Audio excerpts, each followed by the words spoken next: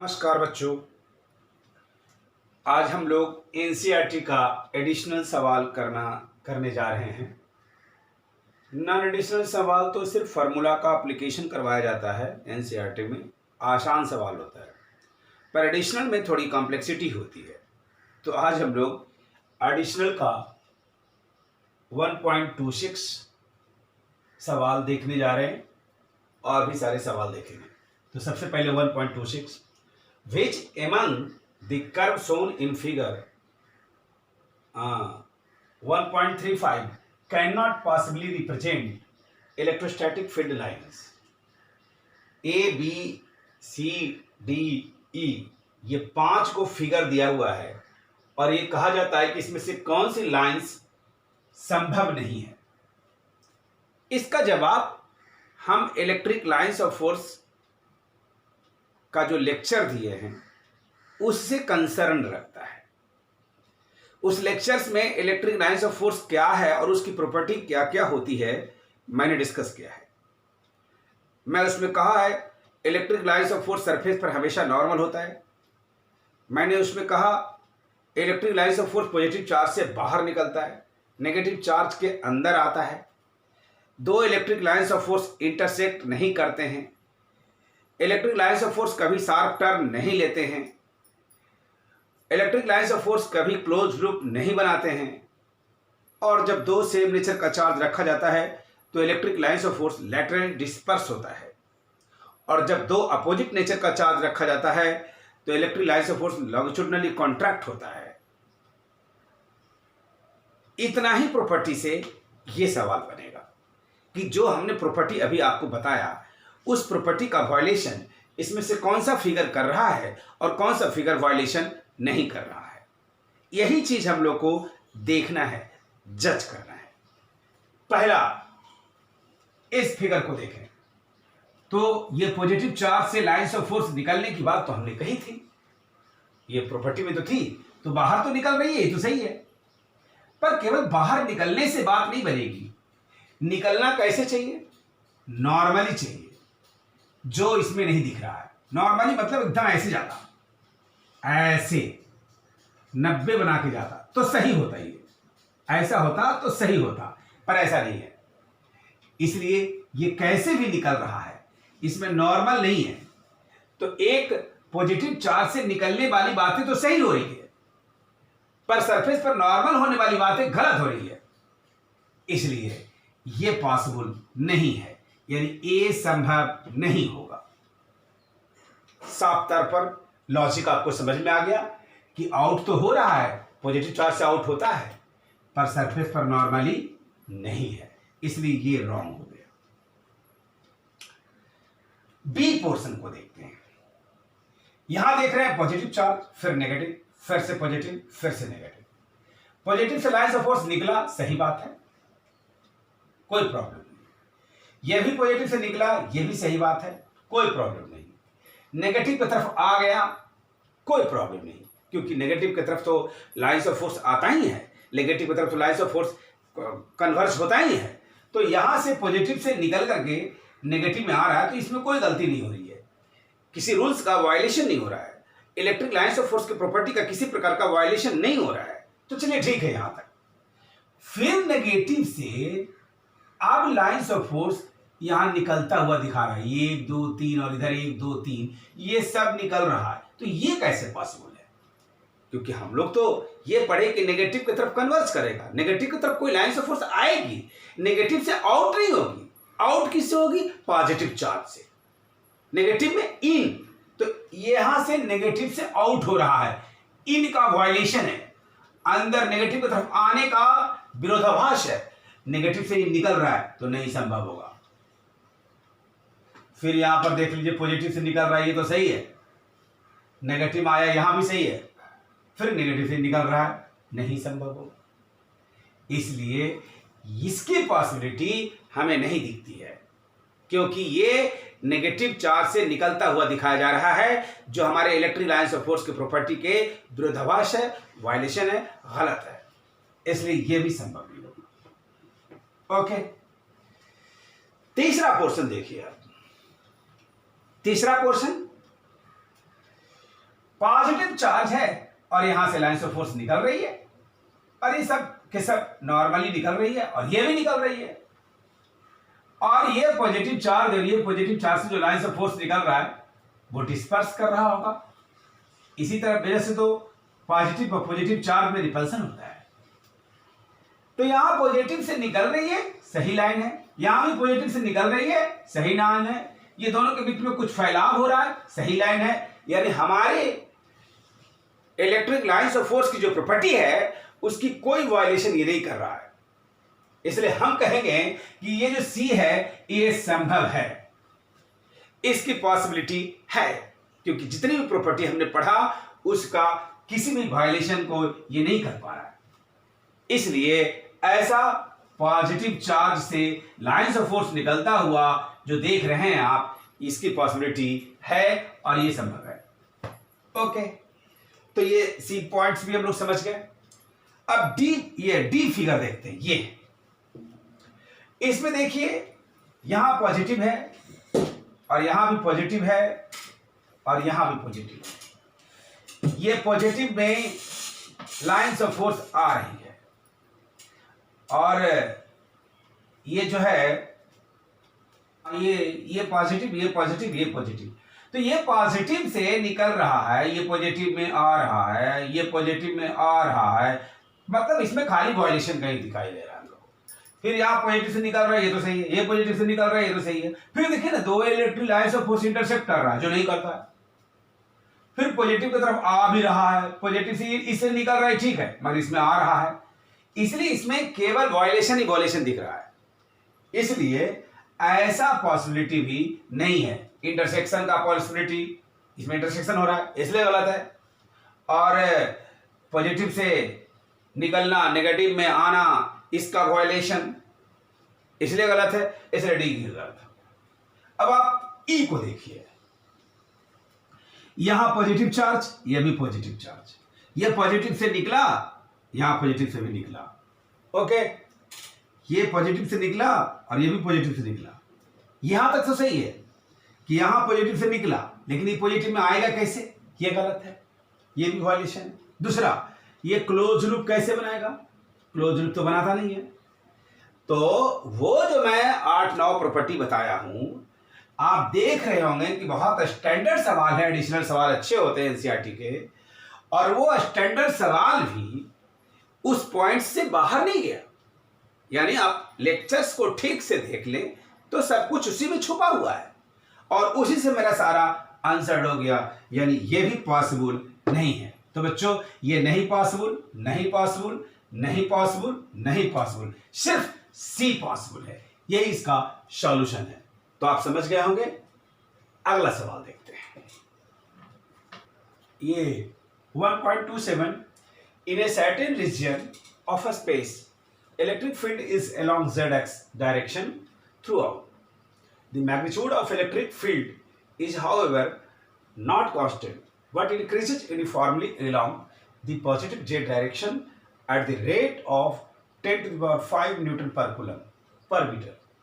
What are the force and torque experienced by the system having a total dipole moment equal to 10 to the power minus 7 coulomb meter in the negative z direction? तो ये सवाल में दो चीज पूछा गया है, इसका सॉल्यूशन करना है हम लोग को। पहला चीज तो पूछा गया है टॉर्क और दूसरा चीज पूछा गया है फोर्स।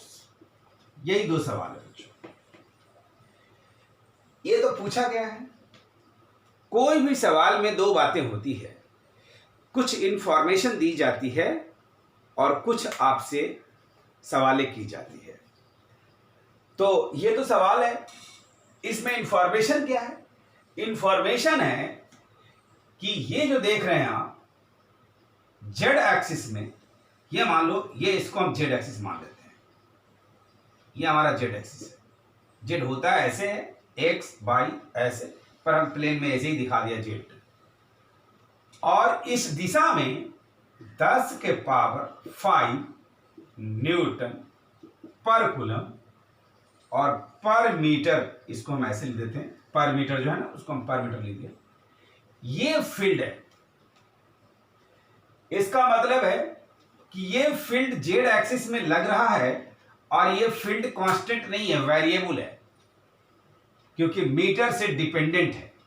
जितनी दूरी पर जाएंगे अलग अलग फील्ड होगा, जेड एक्सिस के हर पॉइंट पर अलग अलग फील्ड होगा, तो ये फील्ड वेरिएबल है।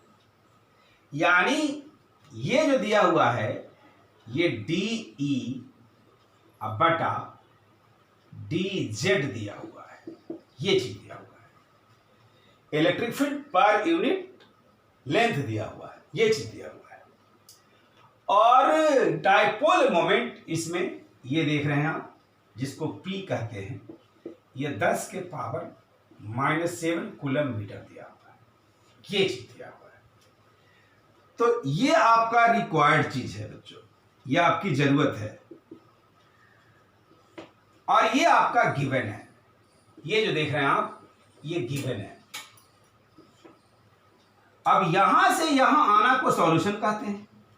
हम लोग को यहां से यहां आना है, मतलब गिवन से, इंफॉर्मेशन से रिक्वायर्ड की तरफ मूव करने को सॉल्यूशन कहा जाता है। कोई भी सब्जेक्ट हो, कोई भी सवाल हो, सबके लिए ये सही बात है, कॉमन बात है। चलिए, पहली बात तो है टॉर्क पूछा, तो भाई टॉर्क का पहले जिसको पूछता है उसका पहले फॉर्मूला पर ध्यान दीजिए। तो टॉर्क क्या होता है? PE sin theta. अब डायपोल मोमेंट, इसमें P डायपोल मोमेंट है और ये इलेक्ट्रिक फील्ड का डायरेक्शन तो जेड एक्सिस में है, ये गिवन है। डायपोल मोमेंट का डायरेक्शन किधर है? इक्वल टू इतना इन नेगेटिव जेड एक्सिस, मतलब निश्चित रूप से ऐसे हो रहा हो, ये नेगेटिव जेड हो गया। तो डायपोल मोमेंट जो आप देख रहे हैं ये 10 के पावर -7, वो इस दिशा में है।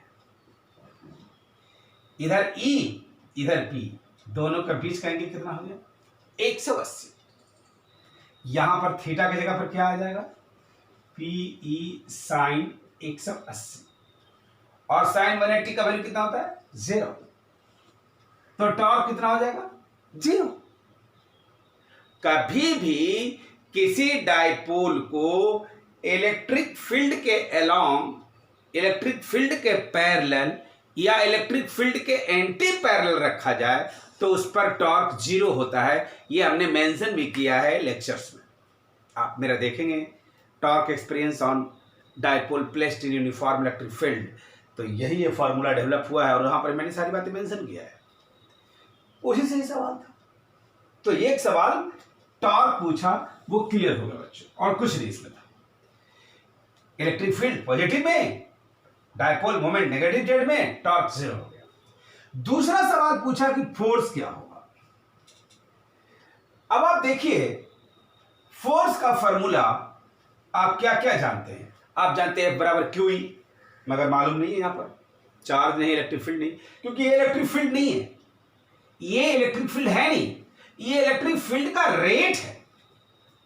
It is not electric field in fact it is rate of change of electric field and it is dipole moment।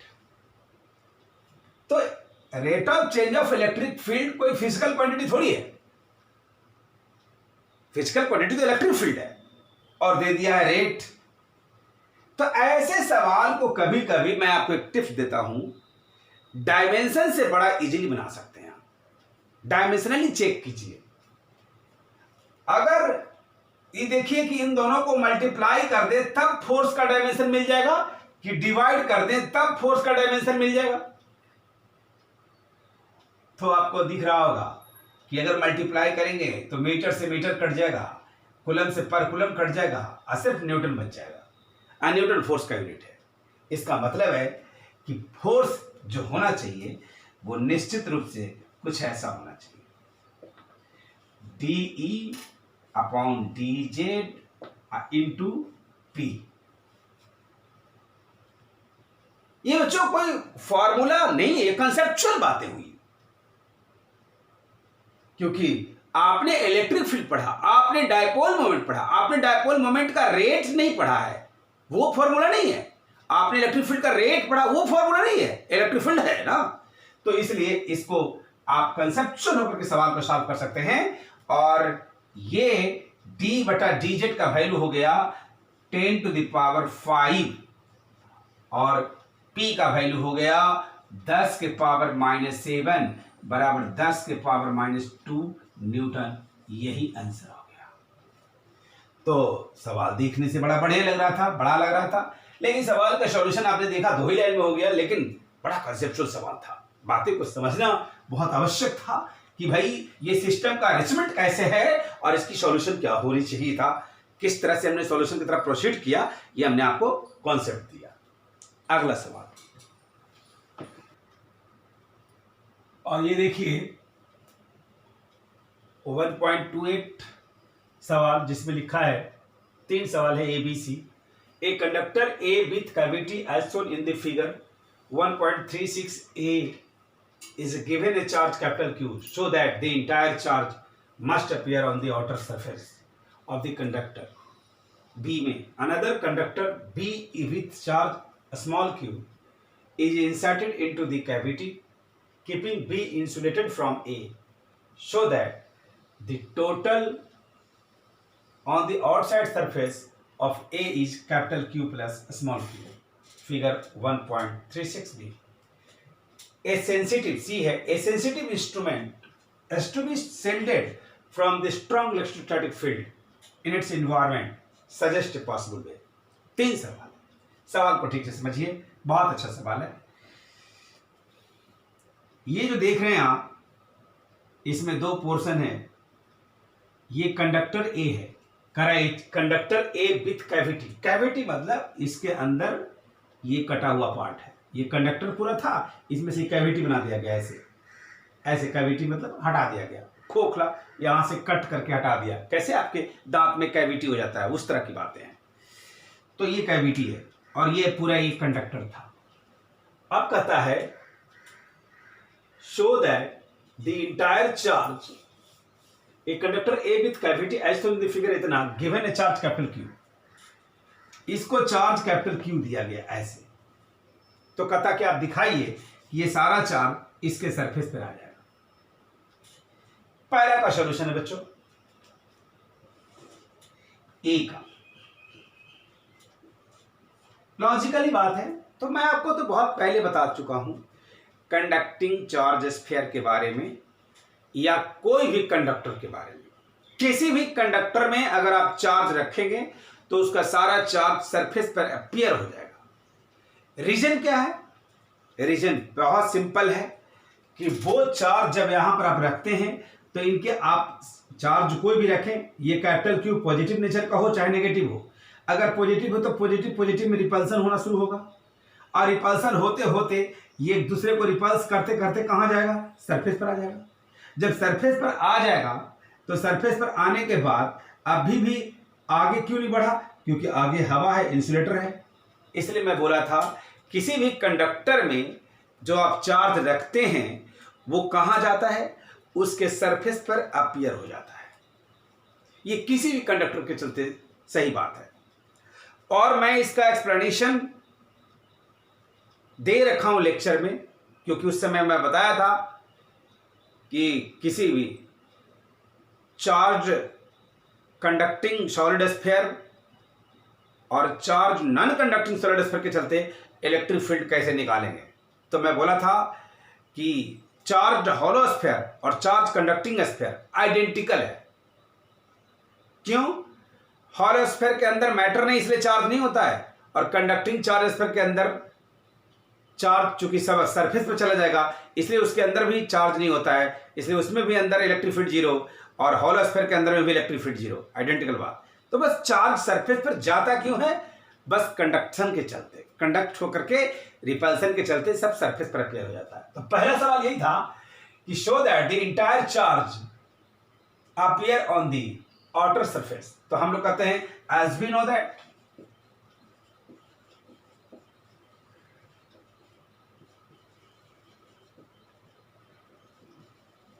Charge appear on the surface of conductor due to mutual repulsion between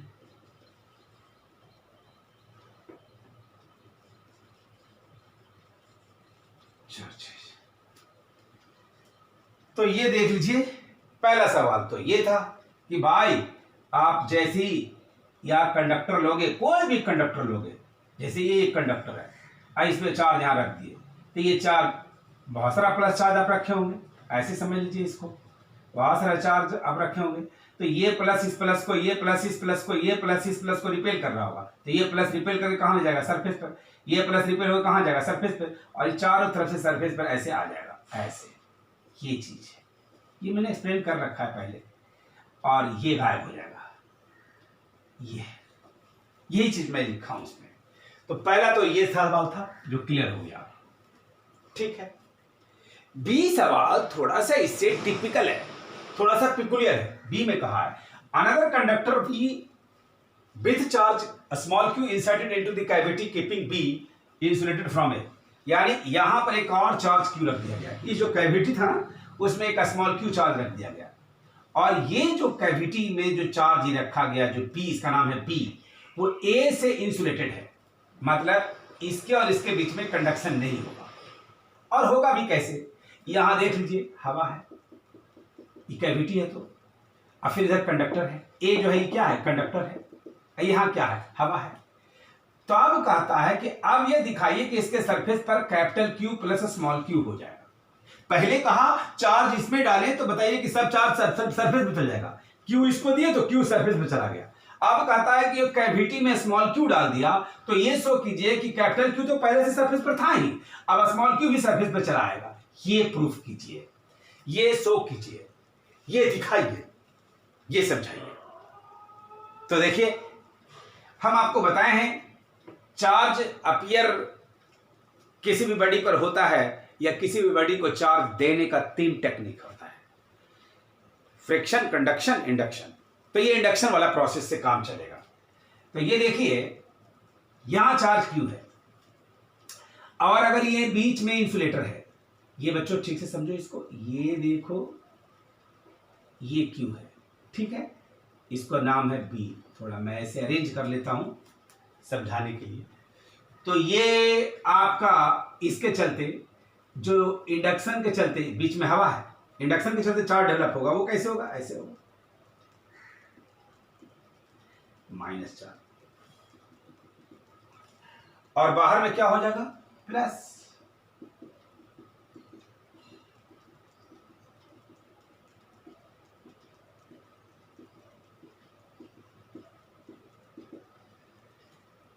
तो ये अगर Q है तो ये क्या हो गया? Minus Q, और ये क्या हो गया? Plus Q। ओके, यहां पहले अंदर में माइनस चार्ज, क्योंकि हमने इंडक्शन में आपको बताया, एक बार याद दिला देते हैं आपको,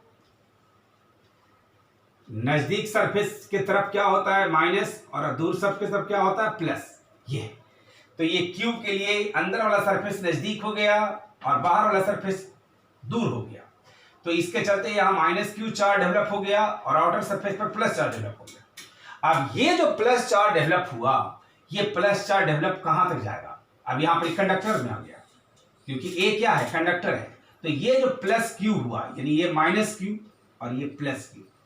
बच्चों, अगर मेटल की बात हो तो इंडक्शन में जितना चार्ज डेवलप हो, जितना चार्ज आप लिए हैं, यानी अगर क्यू लिए हैं तो माइनस क्यू, यानी इसके मैग्नीट्यूड के बराबर ही चार्ज डेवलप हो गया, minus Q plus Q.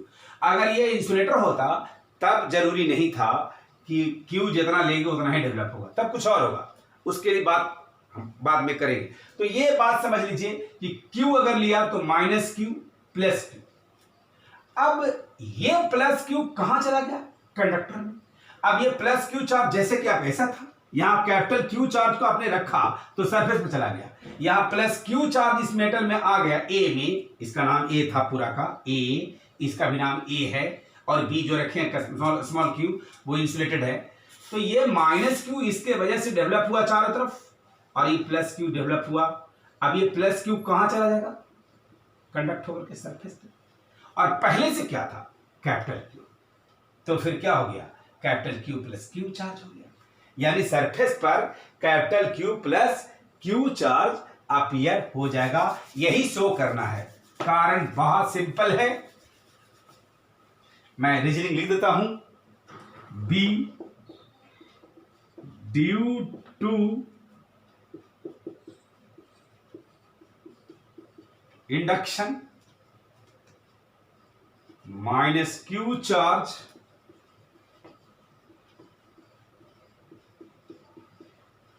appear on the inner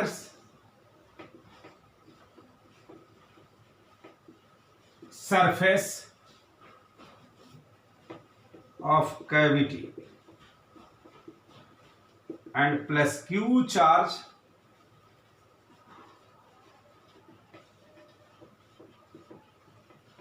appear on the conductor A, which finally appear on the surface of conductor A. Hence, the surface consists charge capital Q plus Q। ये second portion था जो मैंने clear किया। अब एक third भी है सवाल इसमें, कहता है एक sensitive instrument, a sensitive instrument is to be shielded from the strong electrostatic field in its environment. Suggest a possible way। भाई शील्ड करने का मतलब क्या होता है? शील्ड करने का सिंपल अर्थ होता है फील्ड वहां पर ना होना। तो कहता है कि एक ऐसा सेंसिटिव इंस्ट्रूमेंट है जिसको हमको शील्ड करके रखना है, मतलब उस इंस्ट्रूमेंट को इसके अंदर हम रखें तो वो शील्डिंग हो जाए, मतलब उस पर इलेक्ट्रिक फील्ड का प्रभाव ना हो। तो इसके लिए हम क्या करेंगे? इसके लिए क्या करना है, उस इंस्ट्रूमेंट को मेटल से कवर कर दो, क्योंकि मेटल में चार्ज रह नहीं सकता, सारा चार्ज कहाँ चला जाएगा? सरफेस पे। और जैसे ही सरफेस पर जाएगा तो अंदर में इलेक्ट्रिक फील्ड क्या हो जाएगी? अंदर में इलेक्ट्रिक फील्ड क्या हो जाएगी? जीरो हो जाएगी। और अंदर में इलेक्ट्रिक फील्ड जीरो हो जाएगी, उसी को इलेक्ट्रिक शील्डिंग कहते हैं। इसलिए कहता है कि एक ऐसा सेंसिटिव जिसका शील्ड करना है स्ट्रॉन्ग इलेक्ट्रोस्टैटिक फील्ड से, तो इन्वायरमेंट में तो कैसे करें? तो कुछ नहीं करें, इसका आंसर ये हो जाएगा कि द इंस्ट्रूमेंट